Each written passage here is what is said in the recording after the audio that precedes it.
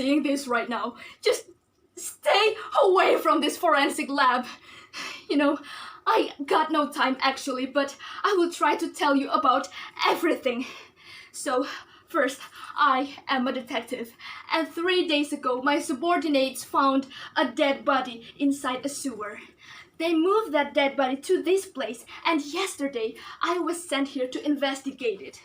That body was Amy Bilton. Amy Bilton was a very scandalous model, but she got a lot of astonishing beauty. I adore her so much as a person.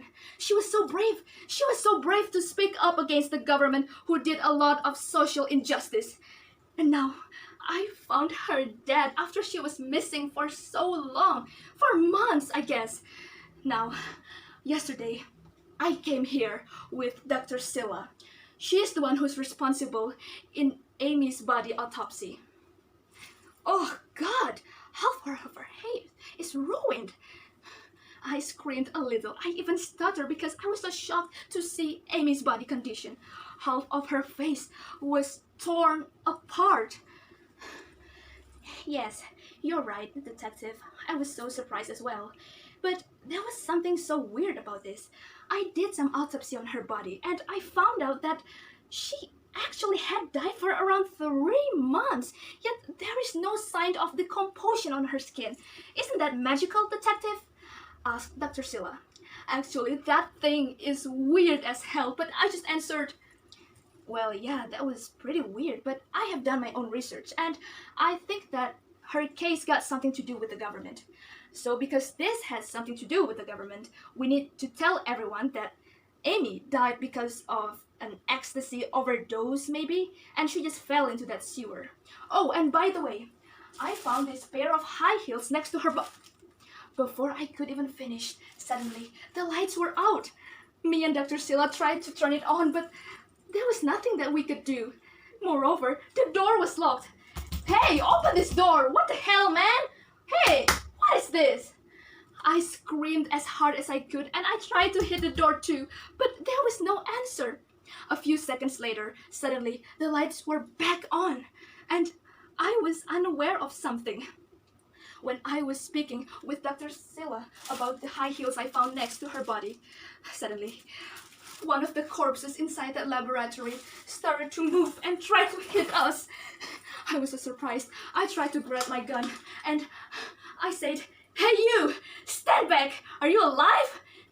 There was no answer. That dead body kept trying to hit me, so I had no choice but to shot both of his legs.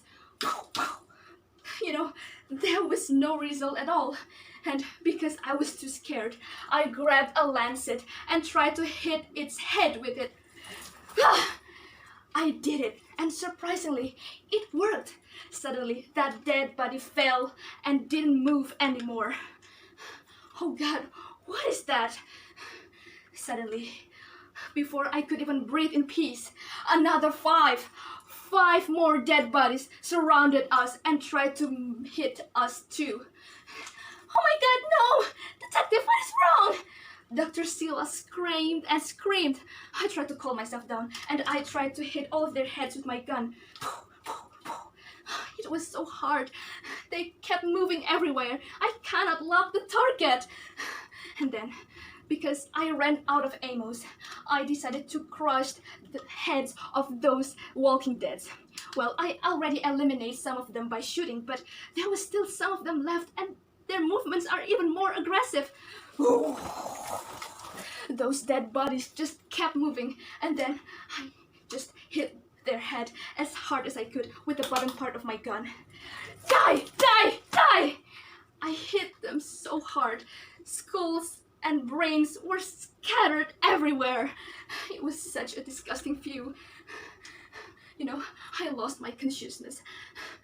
I was blinded and I was unconscious when I chased after Dr. Silla, who was crying in the corner. Hey, detective, hey, calm down, it's me, it's Dr. Silla, what are you doing? Please, no! I was blinded at that time. I didn't know it was Dr. Silla. I thought that it was another dead body. I chased after her, and as I get her, I crushed her skull as hard as I could with my gun too. Die! Die! Die! After I realized everything that I've been done, I cried and begged for forgiveness in despair. Oh no, Dr. Silla, what have I done? Suddenly, when I was crying and crying, Amy's body started to move and stood right in front of me. I had no more power to fight, but I tried to stand up and said, "Oh, so there you are. What do you want? You're the boss zombie, right? Tell me, why the government is doing this to me? They have problems for you, not for me or Dr. Silla. What is going on?